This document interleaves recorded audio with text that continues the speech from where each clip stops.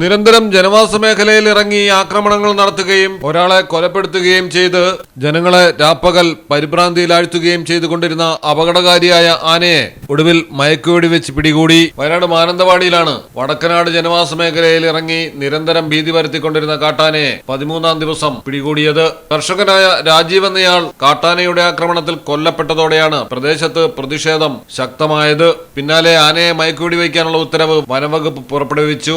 മുട്ടിക്കൊമ്പൻ എന്ന് പ്രദേശവാസികൾ വിളിക്കുന്ന TT1 എന്ന ആക്രമണകാരിയായ ആനയ്ക്ക് വേണ്ടി 10 ദിവസത്തിലേറെയായി വനപാലകർ കാത്തിരിക്കുകയായിരുന്നു. മയക്കുവെടിയേറ്റ് നിന്ന ആനയെ ഉൾക്കാട്ടിൽ നിന്ന് കുങ്കിയാനകളുടെ സഹായത്തോടെ വനത്തിനുള്ളിൽ നിന്ന് പുറത്തെത്തിച്ച് ലോറിയിൽ കയറ്റി കൊണ്ടുപോവുകയായിരുന്നു.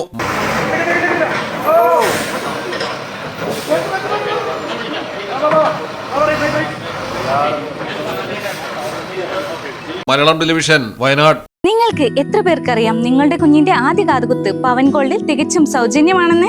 എന്നാൽ പത്തരമാറ്റ തിളക്കത്തോടെ 10 വർഷമായി പവൻ ഗോൾഡിൽ ആദ്യ കാതുകുത്ത് തികച്ചും സൗജന്യമാണ്. മാത്രമല്ല, പരിചയസമ്പന്നരായ ലേഡി സ്റ്റാഫുകളാണ് നിങ്ങളുടെ കുഞ്ഞുങ്ങൾക്ക് കാതുകുത്തുന്നത്. പവൻ ഗോൾഡ്, തിരൂർ.